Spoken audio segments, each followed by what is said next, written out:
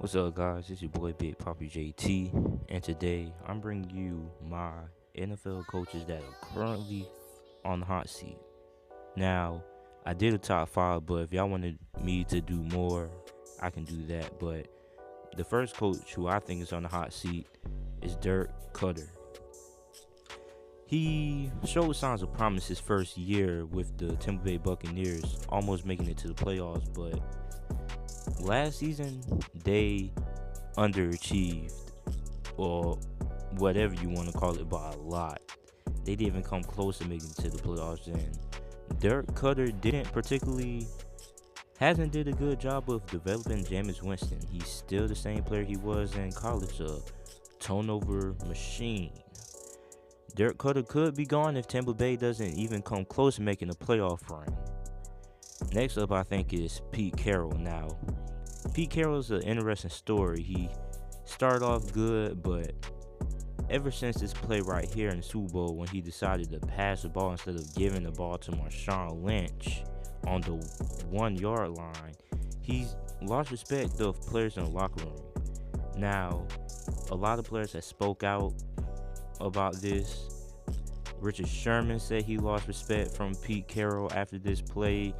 Michael Bennett said he lost respect for Pete Carroll after that Super Bowl. So it's no wonder that they got traded. These two players spoke out against Pete Carroll the most and gave him the most problems. And with Russell Wilson getting ready to cash out this season, they won't have enough money to really sign anybody marquee.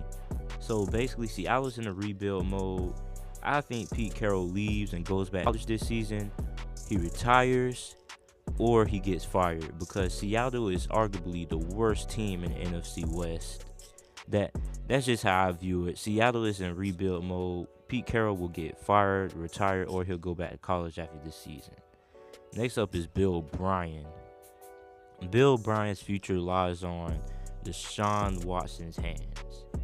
If Deshaun Watson never got injured, you could argue and make a case that Houston could have been in the playoffs. They're getting J.J. Watt back, who was injured this season, and Jadeveon Clowney has really came into his own.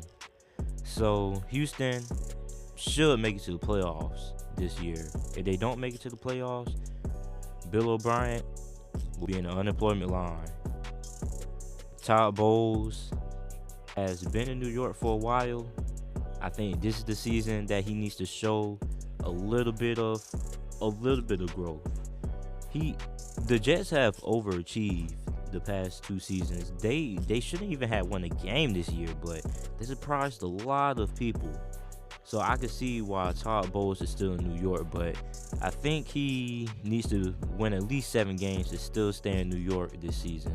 They need to show some signs of growth. The defense has to play better, and the offense, they have Sam Darnold. So we're wondering when we're going to see him. Hey, maybe Teddy Bridgewater takes the throne. This last coach, definitely, he has the hottest seat in the NFL right now. Hugh Jackson.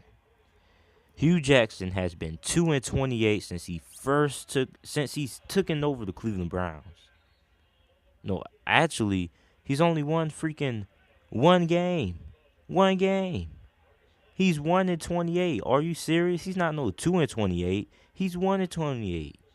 He has acquired a Pro Bowl quarterback in Tyrod Taylor, who's in his contract year, who people underrate because he was very, very efficient this year. He doesn't turn the ball over. He's smart, and he can run. They also acquired another Pro Bowler in Jarvis Landry. You got Jarvis Landry and Josh Gordon to throw to. With that scary backfield that they have with Duke Johnson, Nick Chubb, and Carlos Hyde.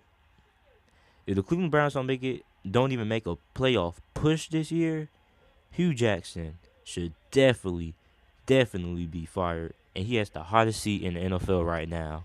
A lot of you guys are probably going to disagree with some of the coaches that I have on here, but if you don't agree that Hugh Jackson doesn't have the hottest seat in the NFL right now, I think you should start watching football. Give me your thoughts on my list. Like, comment, and subscribe for more content. Thanks for watching, and I'm out.